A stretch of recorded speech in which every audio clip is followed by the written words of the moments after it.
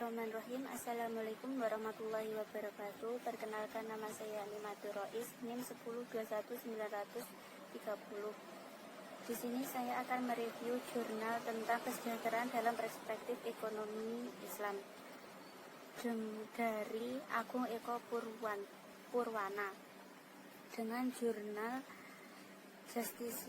Justisia Islamic volume 11 tahun 2014. Tersebut dijelaskan bahwa Indonesia termasuk di antara negara yang menjadikan kesejahteraan bangsa sebagai tujuannya. Rumusan kesejahteraan dituangkan dalam pembukaan Undang-Undang tahun 1945.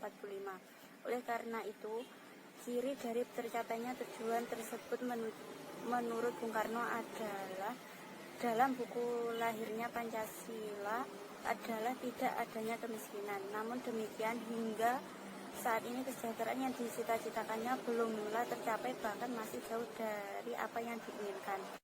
Kesejahteraan material dan spiritual merupakan tujuan yang ingin dicapai dalam proses pembangunan. Hal ini menunjukkan bahwa keberhasilan pembangunan haruslah dicapai tidak hanya dalam aspek materialnya saja, tetapi juga dalam aspek spiritualnya. Ketika sebuah proses pembangunan hanya diarahkan untuk mencapai keberhasilan materialnya saja, maka bisa dipastikan kesejahteraan masyarakat yang diinginkan tidak akan mampu untuk tercapai. Saya akan menerangkan tentang kesejahteraan menurut Al-Quran. Dengan semangat dan kegigihan umat Islam untuk berusaha menerapkan ajaran agamanya, muncullah sebuah konsep tentang kesejahteraan dalam perekonomian yang berbasis syariat Islam. Kesejahteraan merupakan bagian dari rahmatil alamin yang diajarkan oleh agama Islam ini. Namun kesejahteraan yang dimaksud dalam Al-Quran bukanlah tanpa syarat untuk mendapatkannya. Kesejahteraan yang diberikan oleh Allah SWT jika manusia melaksanakan apa yang diperintah dan menjauhi apa yang dilarangnya. Ayat-ayat Al-Quran yang memberikan penjelasan tentang kesejahteraan yang ada secara langsung dan ada yang secara tidak langsung tersirat terkait dengan permasalahan ekonomi, yaitu sebagai berikut. 1. Yaitu Quran Surat An-Nahl. Barang siapa mengerjakan kebaikan, baik laki-laki maupun perempuan, dalam keadaan beriman, maka pasti akan kami berikan kepadanya kehidupan yang baik dan akan kami beri balasan dengan pahala yang baik dari apa yang telah dikerjakannya. Apapun yang dikerjakan itu selama menggunakan niat yang baik, maka hasilnya juga baik.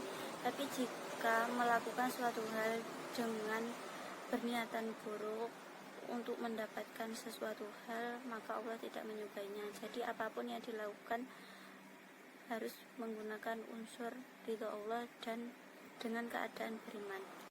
Selanjutnya Quran Surat Al-A'raf yang berbunyi, dan sungguh kami telah menempatkan kamu di bumi, dan di sana kami menyediakan sumber penghidupan untukmu, tetapi sedikit kamu bersyukur. Maksudnya apapun yang dikerjakan haruslah bersyukur, sebab jika kamu tidak bersyukur maka apa yang kamu lakukan tidak berkah.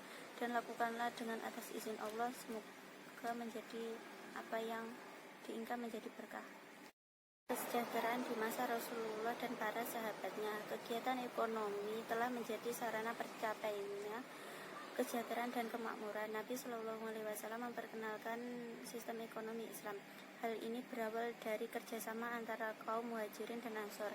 Sistem ekonomi Islam yang diperkenalkan antara lain syirkah, kirot, dan khiyar dalam perdagangannya.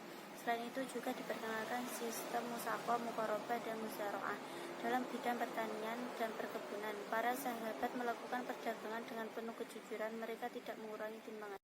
Kesejahteraan menurut ekonomi Islam. Sistem ekonomi konvensional beranggapan bahwa tingkat kesejahteraan optimal akan dapat tercapai apabila setiap faktor sudah teralokasi sedemikian rupa sehingga tercapai keseimbangan yang ideal di seluruh faktor atau sektor produksi. Dalam pandangan konsumsi, kesejahteraan optimal dapat tercapai apabila distribusi barang telah teralokasi sedemikian rupa kepada konsumen sehingga tercapai keseimbangan ideal. Dan kecerdasan Islam merupakan fungsi dari kecerdasan material dan kecerdasan spiritual.